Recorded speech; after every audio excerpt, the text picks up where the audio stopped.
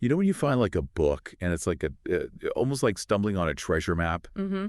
That's kind of how I felt when I was going through this guide that you sent over Yeah. about improving English fluency. Okay. Because it wasn't about like, those hardcore study marathons or anything. Yeah. It was really about weaving these fluency boosting habits into your everyday life. I think that's really kind of a fascinating way to go about it. Right. Because it really is, the old adage, like you don't train to run a marathon overnight. Exactly. It's building fluency is a process, right? Yeah. And this guide, I think, does a really good job of breaking it down into those manageable steps. And almost like sneaky steps in a way. Yeah. Like you don't even realize you're doing it. Yeah. And the first tip is kind of a ninja move Mm-hmm. in a way. Okay. It's for him to think in English. Mm-hmm. And I will admit, I caught myself this morning, like planning out my grocery list, but I was doing it in Spanish. Oh, wow. And I was like, wait a minute, I Yeah. need to take my own advice here. Yeah. But the guide really stresses how this simple shift Mm-hmm. can be a game changer. It really can. And, there's actually some research behind that.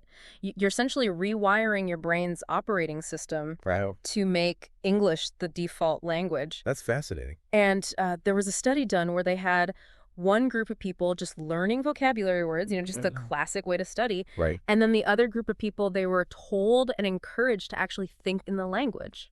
Wow. And the group that was thinking in the language, their fluency was just like way higher. Oh, really? Way faster, yeah. That's amazing. Yeah. Well, it makes sense because if you're always translating in your head, you're never truly speaking from that English-speaking part of your brain. Exactly. It's like you're taking the scenic route when you could just hop on the Fluency freeway. Yeah.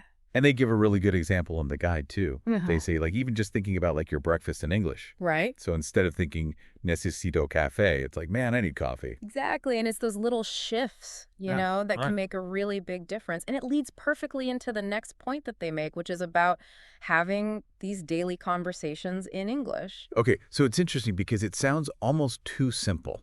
Yeah, But you're saying that it actually works. it really does. And I think, think about it this way. How did you learn your first language? It was through constant exposure and interaction.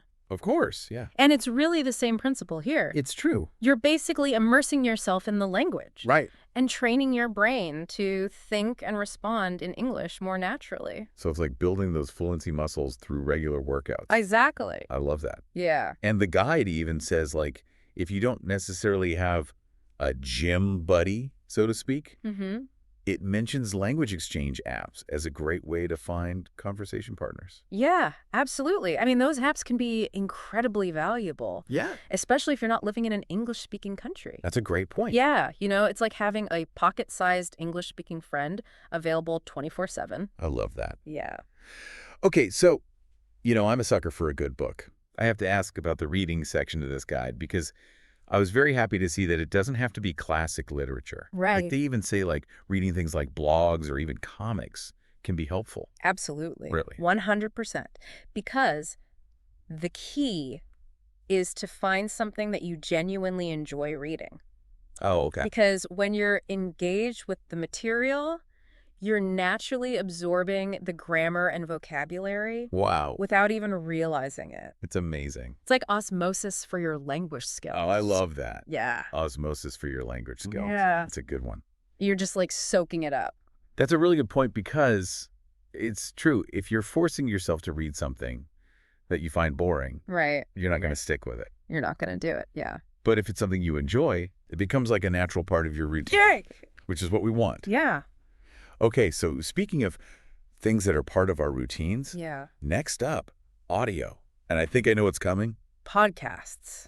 Yeah. But it's not just about podcasts. Of course. But, We love them. we appreciate you listening. Yes. But seriously, listening to anything in English can be really impactful for your fluency. Okay. Whether that be music, audiobooks, even watching TV shows with the subtitles on. So it's all about training your ear Yes. to get used to those different accents and speeds and rhythms Exactly. of spoken English. Yeah, it's like I always think about it like when you first start listening to a new genre of music. Mm-hmm. At first it might sound a little strange. Right. But the more you listen to it, the more you start to like pick up on those nuances and you start to appreciate the beauty of it. Oh, I like that. Yeah. Yeah, like you start to understand it more. Yeah. Absolutely. Yeah. It really is amazing how our brains can adapt like that Yeah. to new sounds and Yeah. patterns and things. Hmm. But it's not just about the input, right? Right. This guide also stresses the importance of output, Okay. and that's where writing comes in. Hmm. But here's the really cool part. Okay. It's not about like, writing those super formal essays that we all dreaded in school. No. Like they actually encourage you to embrace those like lower pressure writing activities. Yeah, what kinds of things? Like journaling was one, Okay. or even just like jotting down thoughts, Yeah. even making lists in English. Hmm. They said all of that contributes Wow. to building fluency, That's great. which I thought was so cool. Yeah. Because I'll be honest, like the thought of having to crank out pages and pages of Yeah. perfect grammar, Yeah. it gives me a little bit of anxiety. I can imagine. But these smaller things feel a lot more approachable. Definitely. And speaking of approachable, Yeah. this next tip is so simple, Okay. but it's so clever. Okay, let me guess. Is it switching your phone's language settings to English? You got it. I knew it. It's like giving your tech a mini makeover. Yeah. And suddenly you're immersed in English even more throughout the day. Right. Which is amazing because it's like we overlook these little things. Right. They're right there. Right? You're already spending all this time on your phone. I know. Why not make it work for you? For your language goals. Right. Yeah. So good. It's all about creating that immersive environment. Totally. And while we're on the topic of like, making the most of our surroundings, Yeah. let's talk about vocabulary. Okay. The guide stresses the importance of building an active vocabulary. What do they mean by active vocabulary? I thought that was such an important distinction Yeah. because it's not just about recognizing a word when you see it, right? Mm-hmm. It's about being able to use it Right. comfortably and naturally in conversations. Okay. So think about it this way, right? Okay. Like you wouldn't just go to the gym and like look at the weights Right. and expect to build muscle. No, you got to use them. You got to use them. Yeah. It's the same thing with vocabulary. That's a good point. Okay, so how do they suggest building that? Yeah. Because, like, let's be honest, just staring at flashcards all day is not the most exciting thing. No, and they actually recommend making it like a game. Oh, fun. Yeah, so challenge yourself to use one new word each day Oh, in conversations that you have. I love that. Yeah, it could be anything from a simple adjective to like a more complex idiom or something. Right. But the key is to just put it into practice. I love that because it's like you get that satisfaction, like when Yeah. you finally use that move that you've been practicing in a video game. Exactly. I love it. Yeah, it's like, yes, I used it. Yes. In real life. In real life. Yeah, so good. But speaking of practice, Yeah.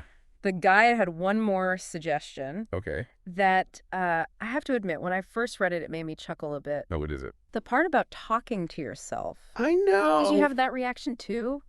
Oh, I pictured myself having full-blown conversations with my reflection. Yeah. But then I read further and I was like, Yeah. okay, this actually makes sense. Right. It's not like you've lost it. You're not actually like, Yeah, you're not having a mental breakdown. Right. It's more about like, you're just getting comfortable with speaking. exactly. Right. It's about the act of speaking itself. Yes. Like training your mouth to make those sounds. Exactly. And it's like you're giving your brain a rehearsal space Yes. for those real-life conversations. Yeah. Because let's be real, we've all had that moment where you're trying to speak another language Yeah. and your mind just goes blank.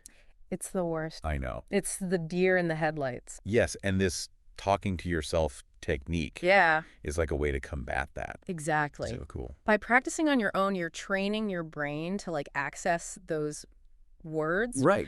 and grammatical structures more effortlessly Right. when you actually need them. It's like a secret weapon Yes. in your fluency arsenal. I love it. So good. And speaking of weapons, Mm-hmm. I feel like this guide has equipped us Yeah. with some serious tools to tackle this language learning journey. Mm-hmm. But before we wrap up, there's one more important point I want to touch on, Okay. and it's the importance of self-kindness. Oh, that's so important. This really resonated with me because I tend to be my own worst critic. Yeah, it's so important. And I'm glad that the guide emphasizes that as well. Yeah. Because, learning a new language can be challenging. And it's easy to get discouraged, For sure. especially if you're comparing yourself to other people. Totally. It's like comparing your behind-the-scenes bloopers Yes. to someone else's highlight reel. Exactly. Right. Yeah, we forget that everyone's on their own journey. Right. And those mistakes are just proof that you're actually putting in the effort. That's a really good point. Yeah, it's so true. Comparison really is the thief of joy. Right. And I think when you're learning a language, it's so important to just focus on your own progress Mm-hmm. and celebrate those victories, no matter how small they are. Totally. Because every little bit counts. Yeah, it's like fluency isn't about reaching some kind of magical finish line. Mm-hmm. It's about enjoying the journey Exactly. and just like embracing all those aha moments you have along the way. Yes, those are the best. Right? Yeah, like when you can use a new word and it just like rolls off the tongue. Yes. Or you can understand a native speaker, Yeah. like without even like breaking a sweat. And it just clicks. Yeah, and it's like, yes. I understand. I'm getting this. I'm doing it. This is great. And you know what else makes it worthwhile? What's that? Is this guide. It's not about like adding all these extra tasks to your day. Right. It's about making these simple shifts in how you're already spending your time. Yeah. You're already living your life. Mm-hmm. Why not just have English be like the soundtrack? Absolutely. And I love that analogy. Right. Because it really should be enjoyable. Yeah. Like any good soundtrack. Exactly. So I guess like as we kind of wrap up here, Yeah. our deep dive into this awesome guide. What's a one small step that you, the listener, can Yeah. take today Mm. to just like infuse a little more English into your life? Ooh, I like that. Yeah. Like maybe could you try ordering your coffee in English tomorrow? Yeah. Or maybe like listening to an English podcast on your commute? Yes. Yeah. Or how about, like we were talking about earlier, Yeah. changing your phone settings? God. Such a simple tweak, Right. but it can make a world of difference. I love that. Yeah. Well, thank you so much for joining us for this deep dive, everyone. Yes. Thank you. Until next time, happy Englishing.